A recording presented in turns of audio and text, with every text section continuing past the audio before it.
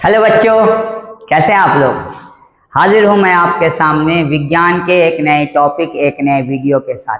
जी हाँ बच्चों, आज आपको सिखाया जाएगा, समझाया जाएगा इलेक्ट्रिक पोटेंशियल चैप्टर के सभी जितने भी टॉपिक है, जैसे due to multiple charges electric potential कितना होगा, work done between two charges, दो आवेशों के बीच किया गया कार्य कितना होगा, स्थितिज ऊर्जा कितना होगा, मात्रक, विमीय सूत्र, सब आपको इसी वीडियो में समझाया जाएगा। तो वीडियो को अंत तक देखेंगे और पूरे टॉपिक को अच्छे से समझेंगे। अगले वीडियो में आपको इससे जुड़ा हुआ सारा न्यूमेरिकल प्रॉब्लम एक एक टॉपिक पे आपको कराया जाएगा। बेहतरीन सवाल जो आपको चाहे आईआईटी में हो या नीट में हो या बोर्ड एग्जाम में जहां भी आए होंगे, सब में आपको बताया जाएगा। तो चलते हैं हम लोग अपनी वीडियो की तरफ और एक एक करके सभी टॉपिक को अच्छे से समझते हैं और उसको अच्छे से याद करते हैं, तब अगले वीडियो में आपको न्यूमेरिकल बनेगा। हमारी जिम्मेदारी है कि आप लोगों को किस तरह से न्यूमेरिकल वाले प्रश्न पर आपको खड़ा किया जाए, आपको न्यूमेरिकल वाले प्रश्न में थोड़ा सा भी डर ना लगे, आप उसको हल कर सके, उसकी जिम्मेदारी मैं उठाया हूँ। चलिए तो चलते हैं हम लोग। तो सबसे पहले ये टॉपिक का नाम है electric potential due to multiple charges. आप देख सकते हैं कितने सारे चार्जेस हैं, Q1, Q2, Q3 dot dot dot Qn। अच्छा, यहाँ से डिस्टेंस है R1, यहाँ से डिस्टेंस है R2, यहाँ से डिस्टेंस है R3 और जो लास्ट आखिरी चार्ज होगा Rn। सबसे पहली चीज, Rn और Qn कोई ऐसा नंबर होगा, जैसे 10 चार्ज हो सकते हैं, 5 चार्ज हो सकते हैं, 7 चार्ज हो सकते हैं, 3 चार्ज हो सकते हैं, एक से ज्यादा कोई भी नंबर हो सकता है। तो Rn कोई नंबर आपको होगा, उसका फॉर्मूला देखिए, V is equal to V1 plus V2 plus V3, मतलब जितने भी आपको पोटेंशियल हैं एक एक पॉइंट के, सारे पोटेंशियल को आप ऐड कर दीजिएगा, जोड़ दीजिएगा, तो आपको उस पार्टिकुलर पॉइंट का टोटल पोजीशन मतलब पोटेंशियल मिल जाएगा। यही है electric potential due to multiple charges, अनेक आवेशों के कारण विद्युत विभव। इसका और भी फॉर्मूला, K का वैल्यू होता है 1/4 पाई एप्सिलॉन नॉट। Q1 पहला चार्ज बाई R1 उसका डिस्टेंस, कहां से, इस पॉइंट से।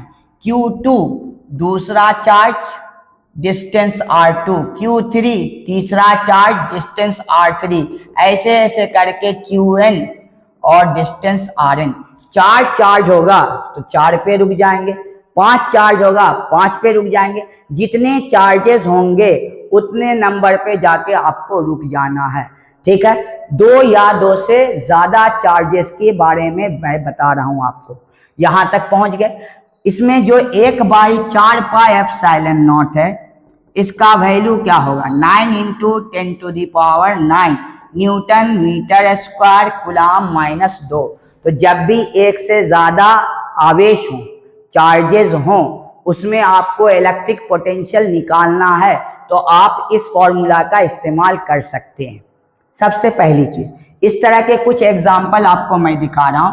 ये आपके सामने एक स्क्वायर शेप में बना हुआ है, यहाँ एक चार्ज Q, यहाँ एक चार्ज Q, यहाँ एक चार्ज Q, यहाँ एक चार्ज Q।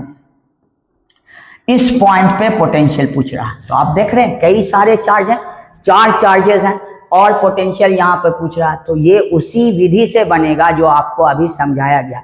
क्या होगा, V is equal to V1 plus V2 plus V3 plus में V4। अब जो भी इसका वैल्यू आएगा, ये आपको अगले वीडियो में समझ में आएगा कि इसके न्यूमेरिकल कैसे सॉल्व होते हैं। आज का वीडियो सिर्फ थ्योरी पे है, सिर्फ थ्योरी आपको क्लियर करके बताया जाएगा, ठीक है। क्लियर है आप लोगों को। चलिए तो आगे बढ़ते हैं हम लोग। यहां देखिए, हाँ, ये टॉपिक है आपको relation between electric potential and electric field intensity, मतलब विद्युत विभव और आपका विद्युत क्षेत्र की तीव्रता, दोनों में क्या संबंध होता है, इस टॉपिक पे। सबसे पहली चीज, विद्युत विभव का मापांक विभव बटा दूरी, मतलब V/R। V का SI मात्रक होता है वोल्ट और आर का एसआई मात्रक होता है मीटर, मतलब वोल्ट पर मीटर होगा एसआई मात्रक विद्युत क्षेत्र की तीव्रता का। इसमें सबसे बड़ा लॉजिकल प्रश्न है कि विद्युत क्षेत्र की तीव्रता सदिश राशि है और विद्युत विभव अदिश राशि है और ये दूरी वो भी अदिश राशि है। तो दो अदिश राशियों के भागफल में क्या हमको सदिश राशि प्राप्त हो सकता है? अगर आपको इसका जवाब मालूम है तो कमेंट में जरूर शेयर करेंगे। चलिए हम लोग अगला यहां से बढ़ते हैं। Electric field is the negative rate. सबसे पहले इसका परिभाषा सुन लीजिए कि जो आपका इलेक्ट्रिक फील्ड है वो नेगेटिव रेट है किसका? इलेक्ट्रिक पोटेंशियल का with respect to distance. With respect to distance मतलब विद्युत विभव का दूरी के सापेक्ष अवकलन को क्या कहते हैं? विद्युत क्षेत्र की तीव्रता कहते हैं। और दूरी के सापेक्ष जो अवकलन होता है dv बटा dx या dv बटा dr, इसी का नाम है पोटेंशियल ग्रेडियंट। इसी का नाम क्या? पोटेंशियल ग्रेडियंट, विभव प्रवणता। हिंदी में हम लोग कहेंगे विभव प्रवणता। क्लियर? विभव प्रवणता, पोटेंशियल ग्रेडियंट। चलिए यहां तक हम लोग पहुंचे। अब आते हैं इसमें, ये पूरा आप लोग पढ़ लीजिए। Electric field is the negative rate of change of electric potential with respect to distance, मतलब पोटेंशियल ग्रेडियंट के बारे में आपको समझा रहा। The electric field point in the direction of decreasing potential, negative लगा हुआ ना इसलिए डिक्रीजिंग पोटेंशियल की तरफ इसका डायरेक्शन होगा। क्लियर है? अच्छा, डीवी बाई डी आर का एसआई यूनिट क्या होता है? अगर आपको पता है तो कमेंट में जरूर लिखेंगे डीवी बाई डी आर का एसआई यूनिट और साथ में डायमेंशनल फॉर्मूला। आई होप आप लोगों को समझ में आ रहा होगा। चलिए आगे बढ़ते हैं। हमारा अगला है, देखिए ये अगला टॉपिक है work done between two charges, मतलब दो आवेशों के बीच कितना कार्य होगा, कितना वर्क लगेगा, इसका आपको यहाँ पे समझना। सबसे पहले एक चार्ज, दूसरा चार्ज Q1 है, Q2 है, डिस्टेंस आपका R है। फॉर्मूला होगा W is equal to K Q1 Q2 by R। ठीक, R स्क्वायर नहीं, K Q1 Q2 by R square नहीं, ये वर्क डन नहीं है, ये आपका कूलम्ब फोर्स है, ये आपका कूलम्ब फोर्स है। इसी में बच्चे कंफ्यूज होते हैं, कभी कभी R स्क्वायर दे देते, नहीं वर्क डन होगा तो सिर्फ R, K Q1 Q2 by R। SI unit joule, dimensional formula ml square T-2, क्योंकि कार्य का विमीय सूत्र यही होता है। ठीक, अदिश राशि है, क्या है? अदिश राशि है। W जो है वो डायरेक्टली प्रोपोर्शनल है 1/R के, मतलब दूरी बढ़ेगा कार्य घट भी सकता बढ़ भी सकता, ये लॉजिक है। यहाँ पे घट भी सकता और बढ़ भी सकता, वजह क्योंकि आपका चार्ज पॉजिटिव भी होता है और निगेटिव भी होता है। तो यहाँ पे आपको इसको समझाया जाएगा, इसको समझिएगा कि कब घट जाएगा और कब बढ़ जाएगा। तो ये है आपका क्या बोलते हैं वर्क डन। आगे बढ़ते हैं हम लोग। यहाँ देखिए potential energy between two charges, जो वर्क डन होगा वही आपका स्थितिज ऊर्जा होगा, वही पोटेंशियल एनर्जी होगा दो आवेशों के बीच, दो चार्जेस के बीच में। फॉर्मूला क्या होगा? W बोलिए या U बोलिए, 1/4 pi epsilon not Q1 Q2 by R। आपको पता है 1/4 पाई एप्सिलॉन नॉट का वैल्यू होता है 9 × 10⁹। ये सब इस्तेमाल होगा आपको अगले वीडियो में, सारा आपको A to Z फॉर्मूला पे इसको इस्तेमाल किया जाएगा। ठीक, अब आते हैं, जब हम लोग एक इलेक्ट्रॉन और एक प्रोटॉन को नजदीक लाएंगे, यहाँ देखिए एक इलेक्ट्रॉन निगेटिव चार्ज, एक प्रोटॉन पॉजिटिव चार्ज नजदीक लाएंगे, ये नजदीक आना चाहते हैं, इनके अंदर टेंडेंसी है कि इसमें अट्रैक्शन फोर्स लगेगा, तो हमको इनको नजदीक लाने के लिए हमको एनर्जी कम देना पड़ेगा, मतलब पोटेंशियल एनर्जी डिक्रीज कर जाएगी, कम हो जाएगी। अगर ये प्रोटॉन है, ये प्रोटॉन है, दोनों एक तरह के चार्ज हैं, दोनों नजदीक आते नहीं है, दोनों में रिपल्सिव फोर्स लगता है, दोनों दूर जाते हैं।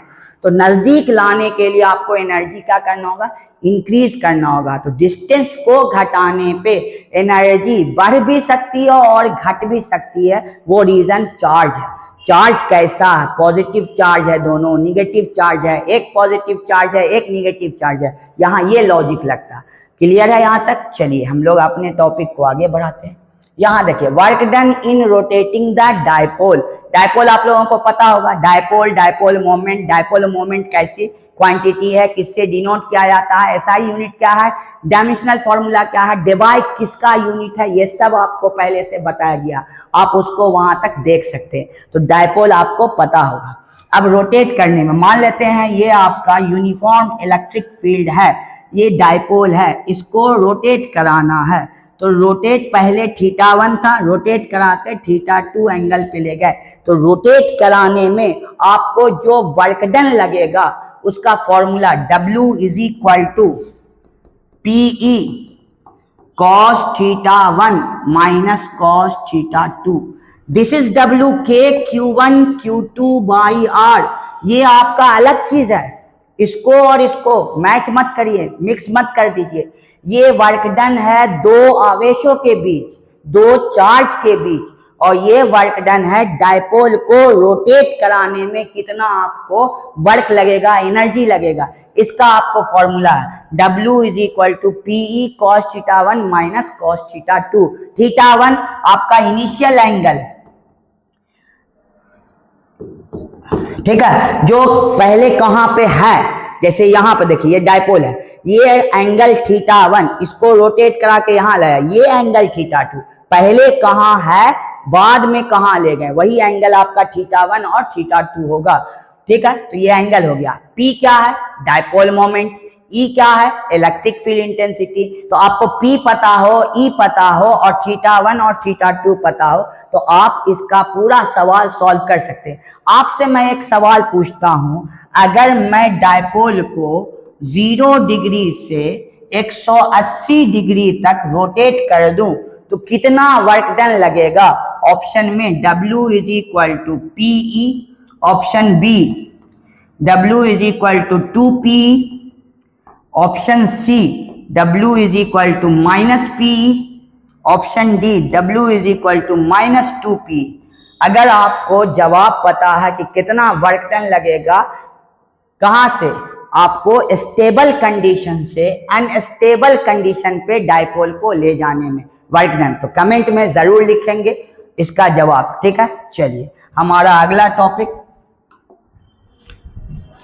इन a uniform electric field E, potential energy of dipole. फिर वही potential energy of two charge, वो अलग चीज है, वो अलग प्रोसेस है। दो चार्ज के बीच में कितना पोटेंशियल एनर्जी होगा वो अलग बात है। उसका formula U = K Q1 Q2/R। ये अलग चीज है, ये अलग चीज है। ये है डायपोल के पास कितनी पोटेंशियल एनर्जी होगा, -PE cos θ minus P.E, P vector है, E वेक्टर है, डॉट है आपका जब ये स्केलर क्वांटिटी होगा। PE sin θ, ये क्या होता है, ये आपको पता है, PE sin θ। तो इसको भी आप लोग कमेंट में लिखेंगे कि इसको क्या कहते हैं। तो ये आपका था बेसिक जानकारी पूरी। अगला हमारा यहाँ पर सारा स्लाइड हो गया, तो आपको इस वीडियो में पूरा थ्योरी के बारे में समझाया गया। अगले वीडियो में हम लोग न्यूमेरिकल के साथ जुड़ेंगे, जिसमें हर एक टॉपिक पे न्यूमेरिकल होगा। तो इसको पढ़ के रहेंगे, समझ के रहेंगे, तब हम लोग सवाल में आगे बढ़ेंगे। तब तक के लिए